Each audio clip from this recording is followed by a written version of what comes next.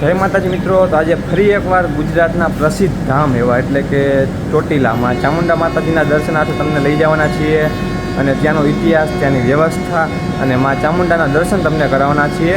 તો અત્યારે અમે આવી ગયા છીએ ઉમરાળાથી ધોળા જંકશન અને અમારી સાથે છે અભય અને અમારો ભાઈ રણજીત। તો કે ચોટીલા તો તમે ગયા જઈશો, પણ આજે તમને ઘણા બધા અમે રહસ્યો, ત્યાંના માતાજીના ચમત્કાર બતાવવાના છીએ અને ઘણી બધી એવી જગ્યા જોવાલાયક તમને બતાવવાના છીએ। તો વિડીયોના અંત સુધી બનાવ્યો। તો મિત્રો અત્યારે આપણે લીમડી સ્ટેશન પહોંચી ગયા છીએ। હવે આપણે અહીંયાથી ઓલા સામે જે હાઈવે દેખાય ત્યાં જવાનું છે। ઘણા લોકો આજે આવ્યા છે, પૂનમ છે ને માની, એટલે ઘણા લોકો દર પૂનમ ભરવા આવતા હોય છે। એટલે મને તો એવું લાગે છે આજે મંદિરે બહુ જ ગર્દી હશે, એમ ભીડ બહુ જોવા મળશે ભક્તોની। તો આ મંદિર અમદાવાદ રાજકોટ નેશનલ હાઈવે સુરેન્દ્રનગર જિલ્લામાં ચોટીલા તાલુકામાં આવેલું છે। તમે દૂરથી ડુંગરના દર્શન કરી શકો છો અને આ ડુંગર સમુદ્ર સપાટીથી આશરે 1173 ફૂટ ઊંચો છે। તો મિત્રો આપણે ચોટીલા પહોંચી ગયા છીએ, તમને હું દેખાડી દઉં। સામે તમે જોઈ શકો છો માતાજીનો ડુંગર છે। હું તમને ત્યાં નજીક લઈ જઈને દર્શન કરાવું। મિત્રો સવારનો કંઈ નાસ્તો નહોતા કર્યા અમે, એટલે નાસ્તો કરવા આવી ગયા છે અમે અત્યારે અહીંયા। અને સામે ચામુંડા માતાજીનો મઠ છે, જે લોકો ડુંગર ના ચડી શકતા હોય ત્યાં નીચેથી પણ દર્શન કરી શકે છે। એટલે તમને હમણાં દર્શન કરાવી દઈએ નાસ્તો કરીને અમે। તો તમને મંદિરની આપણે અંદર લઈ જઈએ અને મા ચામુંડાના દર્શન પણ કરાવી દઈએ। અને એ પહેલાં તમે ભીડ જુઓ, આજે પૂનમ છે માની, એટલે ભક્તોની તમે ભીડ જોઈ શકો છો। હજી તો તમને આપણે જ્યારે પગથિયા ચડીએ ને ત્યારે પણ તમને બહુ ભીડ જોવા મળશે, ચાલવાની પણ જગ્યા નહીં હોય, એમ કહી શકાય તો ચાલે। તો આપણે મા ચામુંડાના દર્શન થોડા નજીકથી તમને કરાવી દઈએ।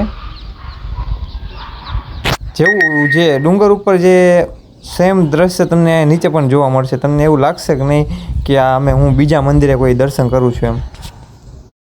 તો ચામુંડા માતાના દર્શન તો કરી લીધા અને એની સામે રૌદ્ર મહાકાલી પારદેશ્વર શિવલિંગ છે, આપણે ત્યાં આપણે તમને દર્શન કરાવી દઈએ અંદરથી। તમે જોઈ શકો છો મહાકાલી માનું સ્વરૂપ છે ઉપર, અને નીચે એક નાની એવી શિવલિંગ છે, બહુ આમ દિવ્ય સ્વરૂપ છે, તમે એમ જોઈને તમને આનંદ આવી જાય એવું।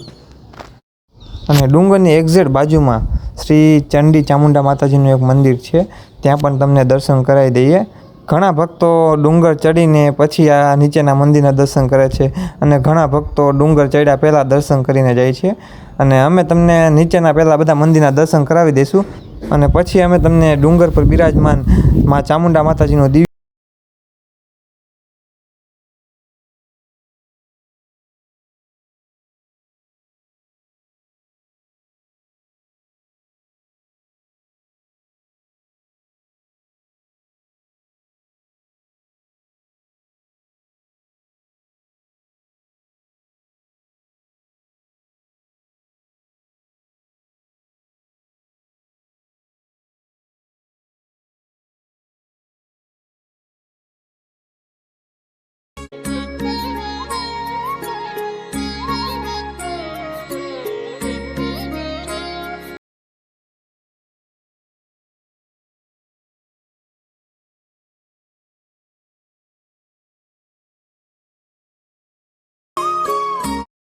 તો મિત્રો આપણે પગથિયાના મેઇન ગેટ તરફ આવી ગયા અને તમે જોયું કે શ્રી ચંડી ચામુંડા માતાજીના મંદિરમાં કેટલી બધી મૂર્તિ હતી। તમને બધી મૂર્તિના દર્શન કરાવી દીધા વારાફરતી।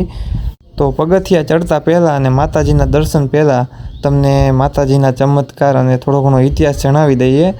તો ભક્તોએ ડુંગરની તળેટીથી લઈને ટોચ સુધી પહોંચવા માટે આશરે 999 પગથિયા ચડવા પડે છે અને ઐતિહાસિક દ્રષ્ટિએ આખો વિસ્તાર પાંચાળ ભૂમિ તરીકે ઓળખાય છે।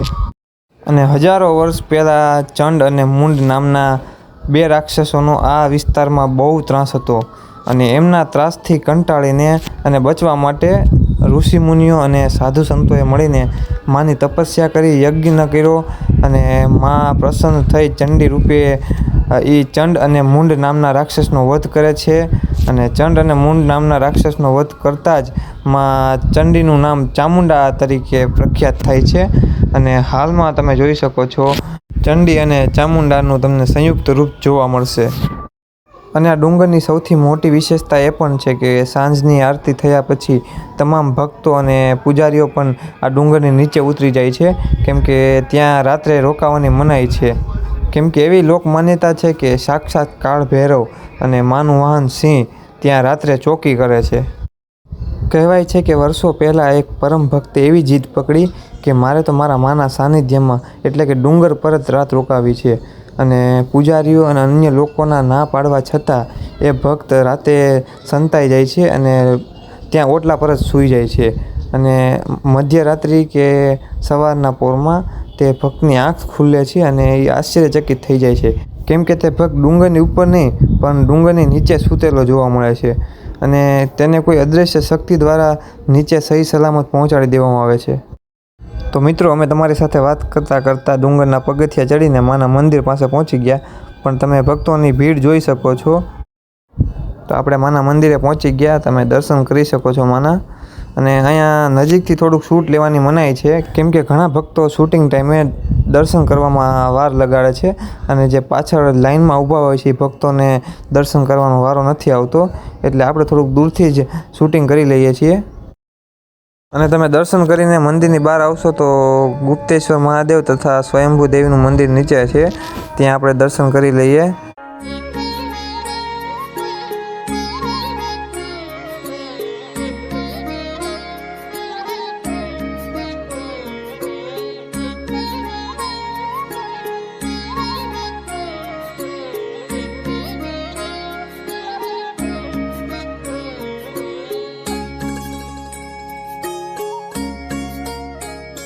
ત્યાંથી તમે ઉપર આવશો એટલે મેરડી માતાજીનું એક મંદિર છે અને આવા હજી 2-3 મંદિર છે, તમને બધા દર્શન કરાવી દઈશું. તમને અહીંયા 2 ત્રિશુલ જોવા મળશે. અહીંયા બધા ઘણા લોકો હાર પહેરાવતા હોય છે અને માનું વાહન સિંહ ત્યાં કંકુથી તેમને ચાંદલા કરે છે, હાર પહેરાવે છે. અને આ તો તમને ખબર જ હશે આ જગ્યા તો, કેમ કે ઘણા લોકો માતાજીના દર્શનાર્થે આવે અને અહીંયા તો ફોટા વિડીયો તો બને જ તે. અને કહેવાય ને કે માની ધજાના દર્શન કરો એટલે તમારી બધી મનોકામના પૂરી થાય, એટલે તમને માની ધજાના દર્શન કરાવી દઈએ આપણે. મોટા ભાગે તો મેં તમને બધું બતાવી દીધું છે અને હવે આપણે ડુંગરની નીચે જવા તૈયાર થઈશું. તો ચપ્પલ સ્ટેન્ડમાં આપણે આપણા શૂઝને એવું રાખી દીધું હતું, તો ત્યાંથી આપણે લઈ લઈએ અને હવે આપણે નીચે જઈશું. તમે ભીડ જોઈ શકો છો ભક્તોની, કેમ કે આજે પૂનમ છે તો ભીડ તો હોવાની જ.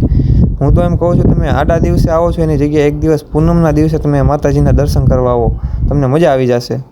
અને મંદિરની બહાર જ શ્રી ચામુંડા માતાજી ડુંગર ટ્રસ્ટ ભોજનાલય છે, ત્યાં હજારોની સંખ્યામાં ભક્તો ભોજન કરે છે વિના મૂલ્યે.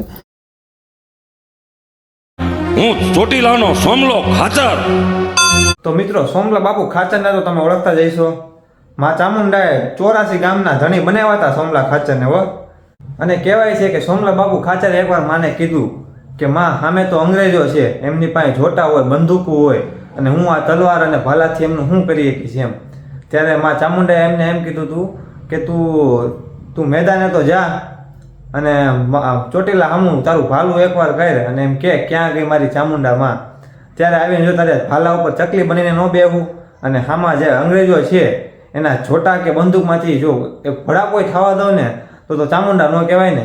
તો મિત્રો, આપણે ઘરે પાછા આવી ગયા છીએ મા ચામુંડાના દર્શન કરીને.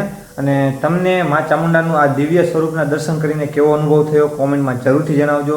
જો મારાથી કાંઈ ચૂકાઈ ગયું હોય તો મને ચોક્કસ જણાવજો. અને તમને આ વિડીયો કેવો લાગ્યો? જો વિડીયો ગમ્યો હોય તો વિડીયોને લાઇક કરો.